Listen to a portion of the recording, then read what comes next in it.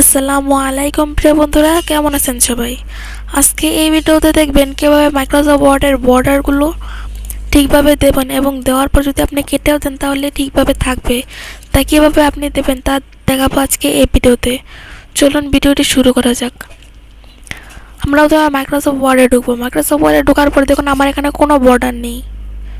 তো বর্ডার দিলে পেজটা খুব সুন্দর দেখে। আমার এখানে কোনো বর্ডার নেই। বর্ডার দেওয়ার জন্য আমরা এখানে পেজ লেআউটে যাই, ওখানে আছে পেজ বর্ডার। বর্ডার থেকে আমরা যে কোনো একটি বর্ডার এখান থেকে বেছে নিয়ে, ধরুন আমি এটা বেছে নিলাম, এখান থেকে অটোমেটিক্যালি কালার সুন্দর দেখানোর জন্য কালার দিয়ে এখান থেকে আপনি যেমন ইচ্ছে গাঢ় করতে চান গাঢ় হবে, আর এখান থেকে আপনার যেটা ইচ্ছে সেটা আপনি দিতে পারবেন। আমার যেটা এখান থেকে ভালো লাগে আমি সেটা এখান থেকে আমি দিতে পারবো। এভাবে আপনি পাল্টাতে পারবেন। আমি এটা দিয়ে দিলাম, দেখুন তো আমার এটা কত সুন্দর হয়ে গেছে। এভাবে আমি দিলাম, দেওয়ার পর আমি এখানে যতটা পেজে যাবো ততটা পেজে শুধু পেজ বর্ডার এখানে সুন্দরভাবে এখানে দেখাবে পেজ বর্ডারটা। দেখুন কত সুন্দর একটা লাভ বর্ডার। তো যতবার আপনি এটা কেটে দেবেন, কেটে দেওয়ার পর যতবার ঢুকবেন ততবার কি এই লাভ দিয়ে আপনি ঢুকতে পারবেন। চলুন একবার দেখাই। এখানে যদি আমি এখন কেটে দিই, যদি এখানে ইয়েস দিই তাহলে সেভ থাকবে। আমি তার সেভটা টেনে আনতে যাবো না। এখানে যদি ইয়েস দিয়ে এখানে নো দিয়ে দিই, আমার এটা আর এখন সেভ থাকবে না। এখন আমি আবার যদি ঢুকি, দেখুন আমার এটা আর নেই। তো আজকে এরকম একটি দেখাবো যেটা যদি আপনি বটা যদি এখানে দিয়েও রাখেন, যদি আপনি কেটেও দেন তাহলেও এখানে থাকবে। সেটা দেওয়ার জন্য এখানে যে উপরে অফিস বাটনের সাথে যে রিডো এবং আনরিডো বাটন আছে, সেখান থেকে একটা মেমোরি বাটন আছে, তার পাশে যে বাটনটা আছে সেখানে একটি ক্লিক করবেন। বাটনে ক্লিক করার পর এখানে আছে ড্র টেবিল রিডো আন্ডো। মানে রিডো হচ্ছে এটা রিডো মানে আগের অবস্থা, আর আন্ডো এখনকার অবস্থা। আন্ডো হচ্ছে আগের অবস্থা, রিডো হচ্ছে এখনের অবস্থায়। হ্যাঁ, ড্র টেবিল এই যে এই অপশনটিতে ক্লিক করার পর আছে new, open, save, email, quick, printer, print, review, spelling, grammar, under, রিডোটিক, more draw table, more command, show below the ribbon, margin the ribbon. এখানে যদি মার্জিন রিবন দিয়ে দেখুন আমার এখানে ক্লিক করার পর যে অপশনগুলো থাকতো, কিন্তু এখানে ক্লিক করার পর সেই অপশনগুলো চলে গেছে। যদি এখানে আবার শো বিলো দ্য রিবন দিয়ে দিই তাহলে আমার এই অপশনগুলো কিন্তু উপরে ছিল, এখন কিন্তু নিচে এসে গেছে। তো এটাকে উঠিয়ে দিতে হবে। ঠিক হচ্ছে। শো অ্যাবাউট দিলে উপরে চলে যাবে। এখানে ড্র টেবিল, এখান থেকে আপনি ড্র টেবিল মানে এখানে টেবিল করতে পারবেন। ড্র টেবিলে ক্লিক করার পর এখানে আরেকটি অপশন আসবে। এই অপশন থেকে আপনি এখানে টেবিল বানাতে পারবেন। দাঁড়ান আমি দেখাচ্ছি।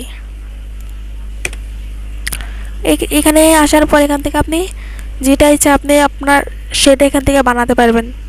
মানে আপনি এখান থেকে টেবিলটা বানাতে পারবেন, সেটাই বলতে চাচ্ছিলাম।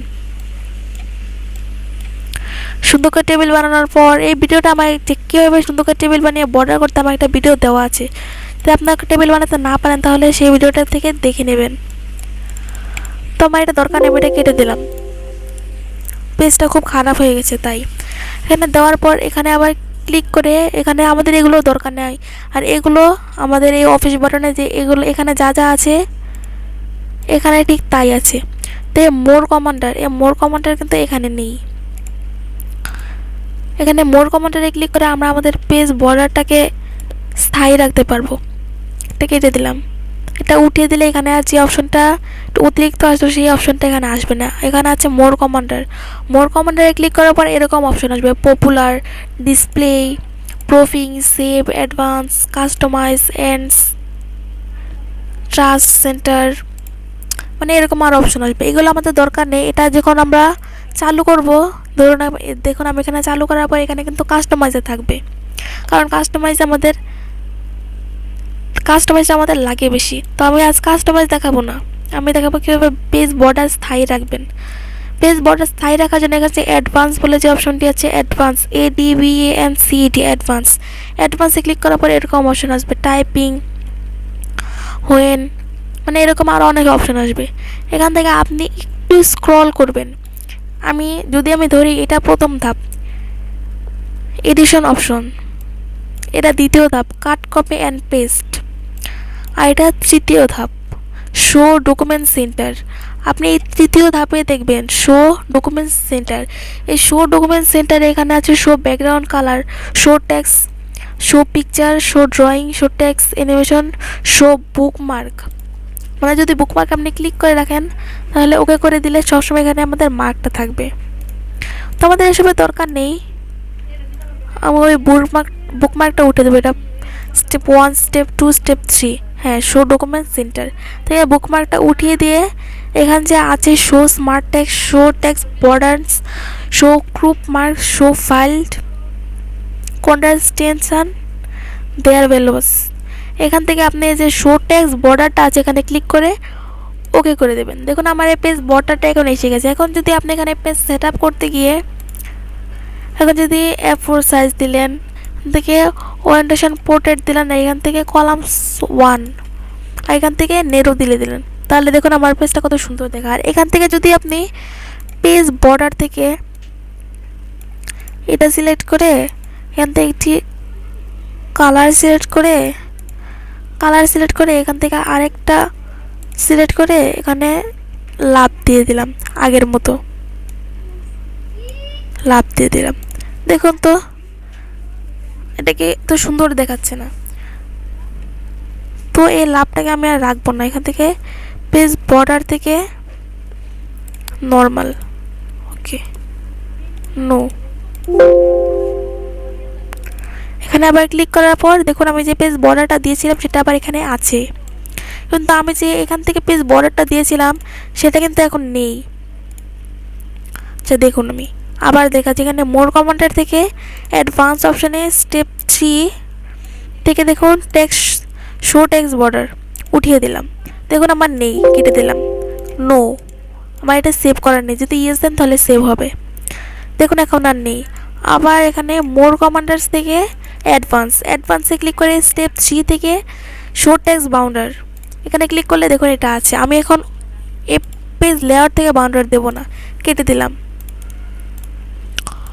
মাইক্রোসফট ওয়ার্ড ক্লিক করার পর দেখুন আমার বাউন্ডারিটা এখন আছেই। এবার যদি বাউন্ডারি বানাতে চান, সারা জীবন স্থায়ী রাখতে চান, যে পর্যন্ত আপনি এটা আনইনস্টল না করবেন, আপনার কম্পিউটার যে পর্যন্ত নষ্ট না হবে সে পর্যন্ত যদি এটা স্থায়ী রাখতে চান, তাহলে আমার এই ভিডিওটি দেখবেন। ভিডিওটি ভালো লাগলে অবশ্যই একটি লাইক করবেন, কমেন্ট করবেন এবং অন্য বন্ধুদের দেখার জন্য শেয়ার করবেন। আমার ভিডিও যদি একটু ভালো লাগে তাহলে সবার কাছে শেয়ার করে আমাদের চ্যানেলকে আরও উন্নত করবেন।